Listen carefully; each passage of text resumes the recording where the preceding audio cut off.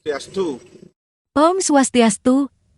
Semeton, saya mohon maaf yang sebesar-besarnya kepada seluruh teman-teman saya di media sosial ini, dan para sisya semuanya, dan para teman-teman saya semuanya, dan para penonton video-video saya, apabila ada kesalahan yang saya buat, baik disengaja maupun tidak disengaja, ataupun kejujuran yang saya ungkap sangat menyinggung perasaan teman-teman semuanya, sehingga Semeton membencinya, yang membuat Semeton semakin terpuruk karena tidak bisa ikhlas ke semua permasalahannya.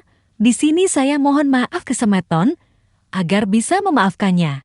Saya dari tahun 2016 sudah menuntun Semeton semuanya bagi yang mau peduli tentang alam ini agar bisa berbuat untuk menyelamatkan keluarganya dan alam semestanya. Satupun tidak ada yang bisa melaksanakannya dengan ketulusan hati, sehingga menyebabkan semua akan terpuruk karena tidak peduli. Setiap hari, saya harus menjaga Semeton. Sudah 6 tahun saya tidak bisa tidur malam, karena menjaga tidur nyenyak Semeton, agar selamat dari badai atau bencana baik di malam hari maupun di siang hari. Selama 6 tahun saya hanya tidur 4 jam maksimum dalam 24 jam. Agar Semeton selamat. Sudah barang tentu Semeton tidak akan percaya, karena Semeton tidak bisa membuktikannya dan melihatnya langsung. Kalau saya tertidur, setan, keturunan Asura yang akan dilebur, pasti menyerang Semeton dengan bencana alam. Disinilah membutuhkan indria untuk mengetahuinya.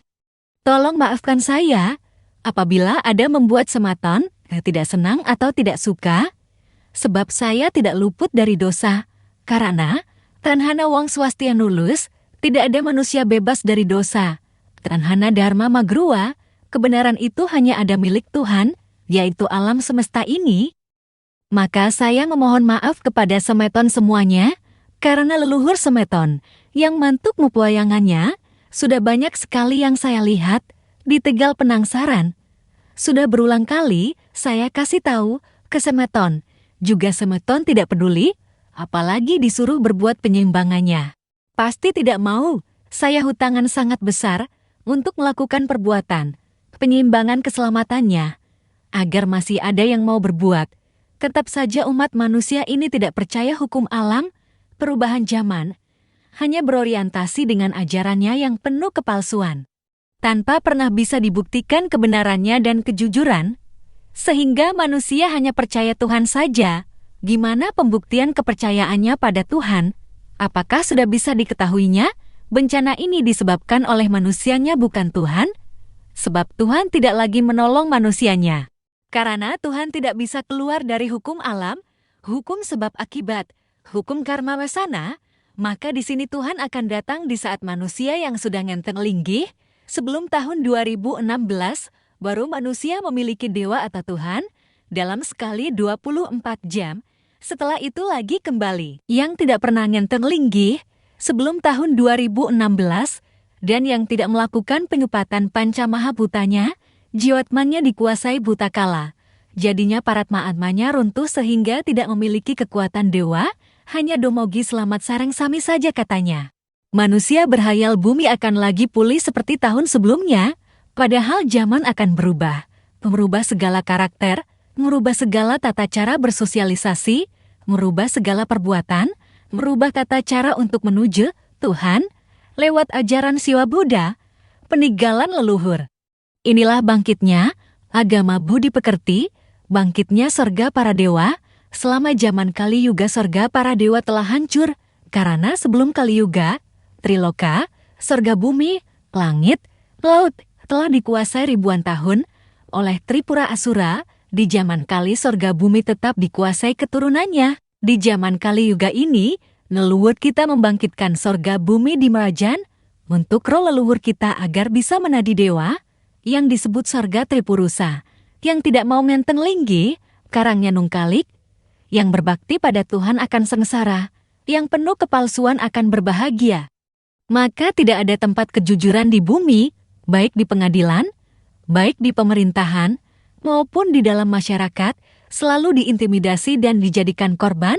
Maka kejujuran di bumi tidak perlu disampaikan atau diutarakan agar tidak dimanfaatkan untuk kepentingannya.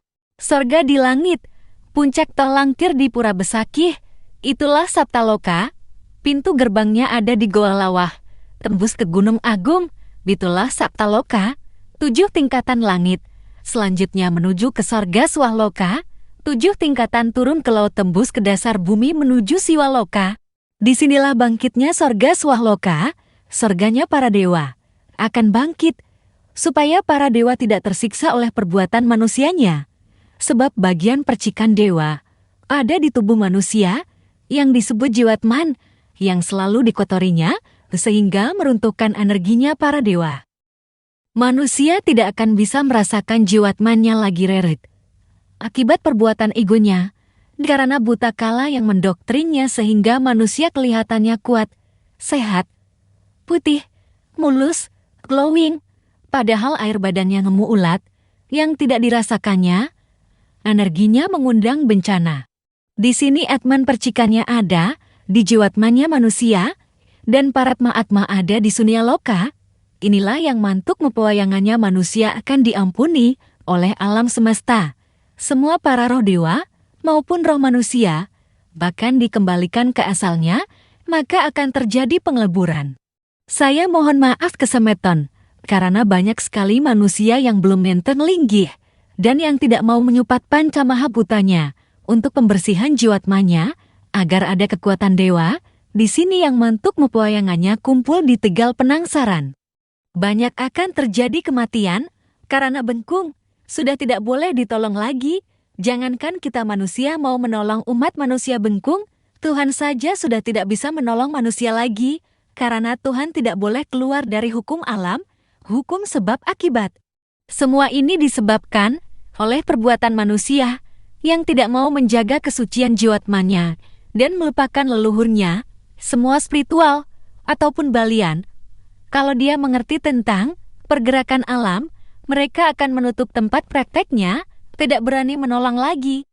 Karena waktu, uluwatu disandar petir, itu tanda mewalinya, pide betari dalam kahyangan, pek swarga loka, maka banyak kehilangan di pura, atau kebakaran di dalam kahyangan, kemudian akan sulit untuk mengangkatnya kembali, menunggu zaman berikutnya kembali ke linggih suang-suang. Kalau dipaksakan untuk mengembalikannya, akan ada kematian banyak pemangku, banyak spiritual, sulinggih, yang akan mengalami keruntuhan. Ya, maka saya sampaikan ke semeton semuanya, agar tidak ngotot lagi mau ketemu, prioritas gratisan tanpa mau menyupatnya. Saya tinggalkan dulu semua kegiatan pengobatan untuk umat manusia, sebab ini sudah waktunya tiba, pide betari dalam sudah kembali ke swarga loka, umat manusia bengkung sudah tidak bisa ditolong, harus diilaskan, sebelum yang lainnya ikut terseret ke kehancurannya. Demikian saya sampaikan, instruksi niskala, kalau semeton mau berobat dalam keadaan sakit, buka YouTube-nya tata cara pengobatan, supaya semeton tidak parah keadaannya, tetap pasang dupa sudah malanya, supaya leluhur semeton yang sudah dimunggahkan bisa melindunginya. Suksma.